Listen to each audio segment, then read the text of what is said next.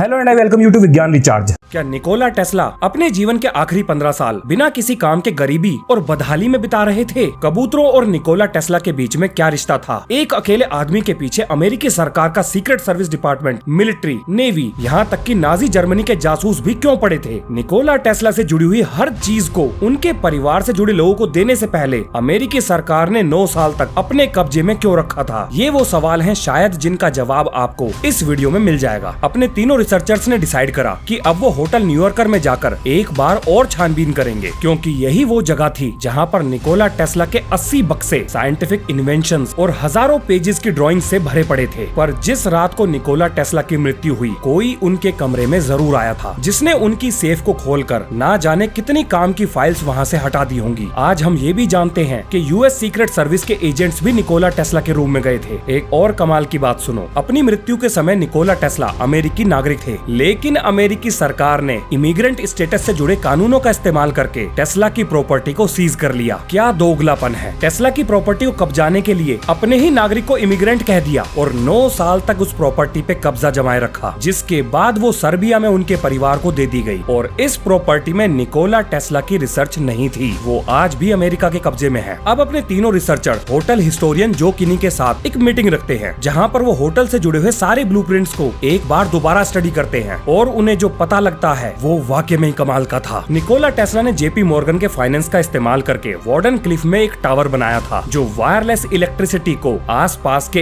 Area में पहुंचा सकता था। और इस टावर की ताकत का अंदाजा लगते ही जेपी मॉर्गन ने सारी फंडिंग रोक दी और निकोला टेस्ला को वार्डन क्लिफ से निकाल दिया। और आज हम जानते हैं कि उसके पीछे क्या कारण था। जेपी मॉर्गन कॉपर माइंस में जबरदस्त पैसा इन्वेस्ट कर रहे थे, और अगर निकोला टेस्ला का वायरलेस इलेक्ट्रिसिटी से जुड़ा हुआ एक्सपेरिमेंट सक्सेसफुल हो जाता तो वायर्स की जरूरत ही नहीं पड़ती, और ये चीज जेपी मॉर्गन को घुटनों पे ले आती। पर वार्डन क्लिफ के टावर और न्यूयॉर्कर होटल के ब्लूप्रिंट को आमने सामने रखने पर एक चीज तो बिल्कुल क्लियर हो जाती है कि दोनों की लंबाई सेम थी, दोनों के नीचे टनल्स थे, और न्यूयॉर्कर होटल में अपनी जरूरत से 4 गुना ज्यादा बिजली पैदा करने का पावर प्लांट भी मौजूद था। ये होटल वार्डन क्लिफ के टावर की तरह काम कर सकता था अगर इसकी छत पे बस एक टावर लगा दिया जाए तो क्या इसके ऊपर टावर हो सकता है? चलो पता करते हैं। होटल न्यूयॉर्कर का असली डिजाइन 411 फुट लंबा था, जिसको अनजाने कारणों की वजह से बढ़ाकर 600 फुट लंबा कर दिया गया। अब यहाँ पर 2 चीज दिमाग में आती हैं। क्या न्यूयॉर्कर होटल में ये फीचर्स जानबूझ के डाले गए थे, या निकोला टेस्ला को ये पता था कि इस होटल में वो सारे फीचर्स मौजूद हैं जो उन्हें अपने एक्सपेरिमेंट करने के लिए चाहिए? अब इन दोनों बातों में से कोई बात सही हो या ना हो, पर the fact of matter is कि निकोला टेस्ला एक ऐसे होटल में थे जिसके पास वार्डन क्लिफ जैसे सारे फीचर्स मौजूद थे। तभी एक पुराने डॉक्यूमेंट से ये पता लगा कि होटल न्यूयॉर्कर के ऊपर 2 टावर बनाए गए थे, ठीक बिल्कुल वैसे ही जैसे वार्डन क्लिफ में टेस्ला ने बनवाए थे। अब ये कोई इत्तेफाक तो नहीं लगता। क्या निकोला टेस्ला उन लोगों की नाक के नीचे अपने एक्सपेरिमेंट कर रहे थे जो उन्हें पागल बूढ़ा भिखारी कहते थे? पर अगर मान भी लिया जाए कि निकोला टेस्ला होटल न्यूयॉर्कर में अपने एक्सपेरिमेंट कर रहे थे, लेकिन इतने बड़े होटल में इस जबरदस्त प्रोजेक्ट को फाइनेंस कौन कर रहा था? क्या ये अमेरिकन गवर्नमेंट थी, या कोई पैसे वाला बिजनेसमैन, या फिर किसी दूसरे देश की सरकार? ये बात तो निकोला टेस्ला भी बहुत अच्छे से जानते थे कि यूएस गवर्नमेंट के सीक्रेट सर्विस से जुड़े हुए लोग उन पर नजर रखे हुए हैं। उनके फोन को टैप किया जा रहा था, और ये बात भी 100% कंफर्म हो चुकी है कि होटल न्यूयॉर्कर में ओएसएस, नेवी और मिलिट्री इंटेलिजेंस के लोग भी कमरा लेकर रह रहे थे। आखिर इतने सारे लोग उस होटल में कर क्या रहे थे? अगर आप एक दूसरे एंगल से सोचो तो इसी समय के दौरान अमेरिका वर्ल्ड वॉर 2 में बिल्कुल उलझा पड़ा था, और ये भी वो कारण हो सकता है जिसकी वजह से निकोला टेस्ला पर नजर रखी जा रही थी कि कहीं गलती से निकोला टेस्ला की रिसर्च किसी दुश्मन देश के हाथ न लग जाए। ऐसा भी हो सकता है कि ये तीनों सीक्रेट सर्विसेज निकोला टेस्ला की सुरक्षा के लिए हों, और निकोला टेस्ला एक देशभक्त की तरह अमेरिकी सरकार के लिए ही काम कर रहे हों, और जॉन जी ट्रम्प के द्वारा निकोला टेस्ला की रिसर्च को बेकार बताने की बात जानबूझकर मीडिया में फैलाई गई हो। इस कहानी में क्या सच है और क्या झूठ, इसको पता लगाना बहुत मुश्किल है। पर एक बात तय है कि निकोला टेस्ला और अमेरिकी सरकार कुछ बहुत बड़ा कर रहे थे, चाहे वो उसमें एक साथ शामिल हो या ना हो। इसके बाद अपने रिसर्चर्स होटल की छत पर चले गए, जहां उन्हें एक टावर मिला। और मैं एक चीज क्लियर कर दूं, ये लाइटनिंग कंडक्टर नहीं था, क्योंकि इसका ऊपर का सिरा कहीं से भी एक शार्प पॉइंटेड एज नहीं था, जिसका जिक्र निकोला टेस्ला की बायोग्राफी लिखने वाले राइटर मार्क साइफर ने किया है। तो ये टावर ऊपर कर क्या रहा था? हो सकता है ये किसी तरह का ट्रांसमिशन सिस्टम हो। एक और मजे की बात सुनो, निकोला टेस्ला को कबूतरों से बहुत प्यार था, और उन्हें बहुत सारे होटल से सिर्फ इसीलिए ही निकाल दिया गया था क्योंकि वो हमेशा अपने आसपास कबूतर कबूतर रखते थे, लेकिन इस होटल में उनको कबूतर रखने की पूरी आजादी थी। ये भी एक कोइंसिडेंस हो सकता है क्या? पहली चीज तो होटल इतना विचित्र, उसके बाद निकोला टेस्ला की फोन लाइन को टैप किया जा रहा था और उसके ऊपर टेस्ला कबूतरों को अपने पास रखते थे। आप तो जानते ही होंगे कि पुराने समय में कबूतरों का इस्तेमाल संदेश भेजने के लिए किया जाता था। 6 फरवरी 1935 को न्यूयॉर्क के न्यूज़पेपर में एक स्टोरी छपी कि होटल न्यूयॉर्कर के कमरे में किसी ने पिजन को जाते हुए देखा था, और जब ये बात रूम सर्विस को बताई गई तो पता लगा कि उस कमरे में कोई रहता ही नहीं था। और जब उस कमरे में अंदर जाकर देखा गया तो वो कबूतर वहाँ मौजूद था और उसके पैर में एक बैंड बंधा हुआ था जिस पर एक अल्फा न्यूमेरिक कोड लिखा था। क्या इन सारी बातों को निकोला टेस्ला से जोड़ा जा सकता है? अगर नहीं तो आगे सुनो। जैसे ही ये बात निकोला टेस्ला को पता लगी, उन्होंने रिक्वेस्ट करके उस पिजन को अपने पास मंगवा लिया। अब तो इस पिजन के तार निकोला टेस्ला से जुड़ ही गए हैं। क्या ये एक संयोग था या निकोला टेस्ला के द्वारा वाकई में ही कबूतरों का इस्तेमाल करके सीक्रेट सर्विस की नाक के नीचे कोडेड भाषा में बात की जा रही थी? 1943 के आसपास सेकेंड वर्ल्ड वॉर अपने चरम पर पहुंच गई थी, जहां पर अलाइड और एक्सिस फोर्सेस एक दूसरे पर जीत हासिल करने के लिए किसी भी हद तक जाने को तैयार थी। और अमेरिका के लिए मैनहट्टन प्रोजेक्ट ने दुनिया का पहला एटॉमिक बॉम्ब बना डाला, जिसके जवाब में जर्मनी ने मिरेकल वेपन्स पर रिसर्च शुरू कर दी। और जब बात हो रही है मिरेकल वेपन्स की, तो अमेरिकी सरकार निकोला टेस्ला को अकेला कैसे छोड़ सकती थी? अपने तीनों रिसर्चर्स एक जगह इकट्ठा होकर अब तक हाथ लगे सुरागों पर डिस्कस कर रहे थे। तभी मार्क साइफर एक फोटो दिखाते हैं, और ये फोटो थी वेनिवर बुश की। नाम याद रखिएगा, ये नाम आप बहुत सुनने वाले हो। वर्ल्ड वॉर 2 के दौरान वेनिवर बुश सबसे शक्तिशाली सिविलियन फिगर थे। अमेरिका में इन्हें उस आदमी का दर्जा मिला था जो अपने दम पर वर्ल्ड वॉर 2 में जीत का कारण बन सकता था। Vannevar Bush scientific research development office के हेड थे, जिनके अंडर 6000 अमेरिकी वैज्ञानिक काम कर रहे थे। 1940 में मिस्टर बुश ने BF स्किनर नाम के मशहूर साइकोलॉजिस्ट को नौकरी पर रखा था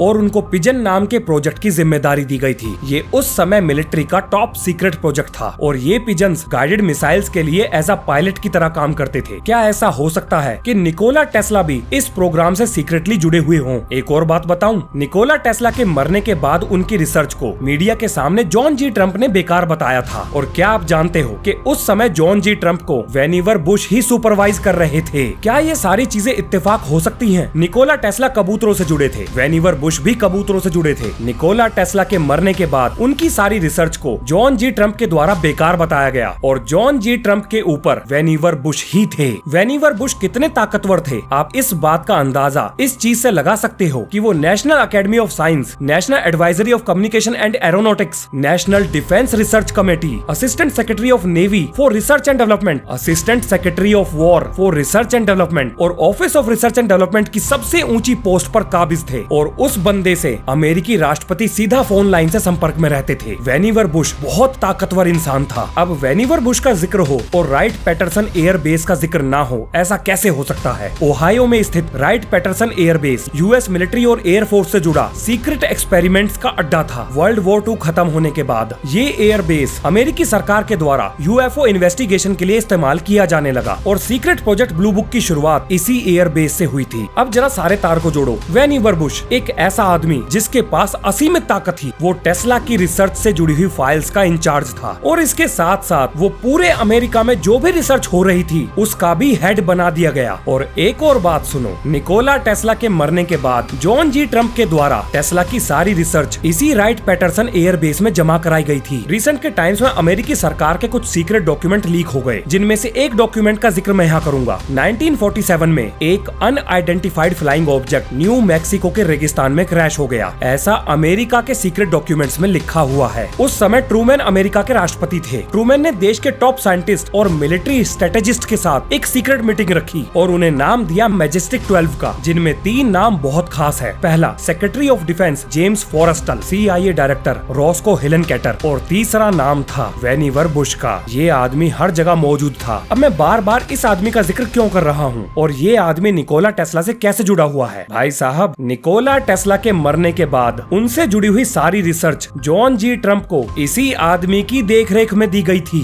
और उसके बाद ये आदमी अमेरिका के हर सीक्रेट मिशन का हेड बन गया। या ऐसा भी हो सकता है क्योंकि इसके पास निकोला टेस्ला की रिसर्च से जुड़ी हुई वो जानकारी हाथ लग गई थी जो किसी न किसी रूप में अमेरिका के हर सीक्रेट मिशन में इस्तेमाल की गई। लेकिन आम लोगों के बीच में ये परसेप्शन जानबूझकर फैलाया गया कि निकोला टेस्ला की सारी रिसर्च बेकार की है। या ये भी हो सकता है कि अमेरिकी सरकार चुपचाप बिना किसी को पता लगे निकोला टेस्ला की रिसर्च का इस्तेमाल कर रही हो। अब जरा पिजन्स के बारे में कमाल की बात सुनो। ऐसे कबूतर जिनको आप घर में पाल सकते हो, ट्रेन कर सकते हो, उनकी मार्केट में बहुत जबरदस्त डिमांड थी, जिसके पीछे वैलिड कारण भी थे, क्योंकि ये कबूतर 1000 मील से भी ज्यादा लंबी दूरी को बिना भटके तय कर सकते थे। और इन कबूतरों की इसी खासियत की वजह से इनका इस्तेमाल जंग के समय संदेश भेजने और रिसीव करने के लिए किया जाता था। एक डाटा के हिसाब से वर्ल्ड वॉर 1 और 2 के दौरान लगभग 1 मिलियन कबूतरों का इस्तेमाल किया गया था। और तो और आज के समय में भी चाइनीज मिलिट्री कबूतरों को ट्रेन करती है। यदि कम्युनिकेशन के सारे सिस्टम ठप पड़ जाएं, तो कबूतरों की मदद से संपर्क साधा जा सकता है। मार्क साइफर ने एक एक्सपेरिमेंट किया। उन्होंने एक होमिंग कबूतर के पैर में एक संदेश लपेटकर होटल न्यूयॉर्कर की छत से उड़ा दिया और इस कबूतर का घर होटल न्यूयॉर्कर से 7 मील की दूरी पर था और 10 मिनट में ये कबूतर अपनी जगह पर पहुंच गया। अगर आज के समय ये हो सकता है, तो क्या पता निकोला टेस्ला भी इसका इस्तेमाल कर रहे हो। अगर आप सारी बातों को जोड़ो तो आप पाओगे कि टेस्ला ने अपने जीवन के आखिरी 15 साल बिना काम के और अकेलेपन में नहीं बिताए थे। वो सीक्रेटली किसी न किसी चीज पर काम कर रहे थे। होटल न्यूयॉर्कर में वो सारी चीजें मौजूद थी जो निकोला टेस्ला को अपनी रिसर्च जारी रखने के लिए चाहिए थी। अब अगर किसी तरह से वेनिवर बुश और निकोला टेस्ला के बीच में रिश्ता मिल जाए तो मजा आ जाएगा। तो इसके लिए अपने दोनों रिसर्चर्स एक खास आदमी से मिलने पहुंचे। ये है retired aerospace engineer doctor Robert would, जिन्होंने अपने जीवन के 30 साल, हाँ जी 30 साल बैलिस्टिक मिसाइल डिफेंस, रेडार्स और नासा के लिए रिसर्च करते हुए लगा दिए थे। और इसके साथ साथ वो अमेरिकी सरकार में अनआइडेंटिफाइड फ्लाइंग ऑब्जेक्ट के ऊपर भी रिसर्च कर रहे थे। इन्होंने बताया कि 1899 में टेस्ला कुछ एक्सपेरिमेंट्स कर रहे थे, जिसमें टेस्ला ने अर्थ की मैग्नेटिक फील्ड का इस्तेमाल करके स्पेस में सिग्नल भेजे। और एक रात को निकोला टेस्ला बहुत सारे अननोन सिग्नल्स को रिसीव करने लगे, जिसके बारे में टेस्ला ने लिखा कि इन सिग्नल्स का सोर्स आउटर स्पेस से था। 1947 में अमेरिकन न्यूज़पेपर्स में यूएफओ की खबर छपना बिल्कुल आम बात हो चुकी थी। अब देखो हुआ कुछ ऐसा होगा, हो सकता है वेनिवर बुश ने प्रेसिडेंट से बात करके अनआइडेंटिफाइड फ्लाइंग ऑब्जेक्ट्स के ऊपर रिसर्च करने की परमिशन मांगी हो, जिसके पीछे कारण हो निकोला टेस्ला का अपने डॉक्यूमेंट्स में इस तरह की चीज का जिक्र करना। और क्योंकि वेनिवर बुश इतने सारे सीक्रेट प्रोजेक्ट्स के ऊपर काम कर रहे थे और वो एक सही समझदार इंसान भी थे, तो वो इस बात की अहमियत बहुत अच्छे से जानते होंगे कि अगर निकोला टेस्ला ने अपने पेपर्स में इस बात का जिक्र किया है तो ये कोई मामूली बात तो नहीं हो सकती। अब जरा सारी बातों को जोड़ो। होटल न्यूयॉर्कर, जिसका असली डिजाइन 400 फुट के आसपास था, उसको बढ़ाकर 600 फुट कर दिया गया। उसके ऊपर ठीक वैसे ही टावर लगा दिए गए जैसे टेस्ला को चाहिए थे। उस होटल के पास अपनी क्षमता से 4 गुना ज्यादा बिजली पैदा करने का पावर प्लांट भी मौजूद था। उस होटल में एक रिसर्च लेबोरेटरी भी थी। उस होटल में नेवी, मिलिट्री, ओएसएस और दूसरी सीक्रेट सर्विस एजेंसीज के लोग भी निकोला टेस्ला के साथ रह रहे थे। इस होटल के नीचे टनल्स भी थी, ठीक बिल्कुल वैसी जैसी वार्डन क्लिफ में टेस्ला के द्वारा बनाए गए टावर के नीचे थी। और यहाँ पर कबूतरों का भी इस्तेमाल हो रहा था। कहीं ऐसा तो नहीं कि होटल न्यूयॉर्कर न्यूयॉर्क सिटी का वार्डन क्लिफ ही था।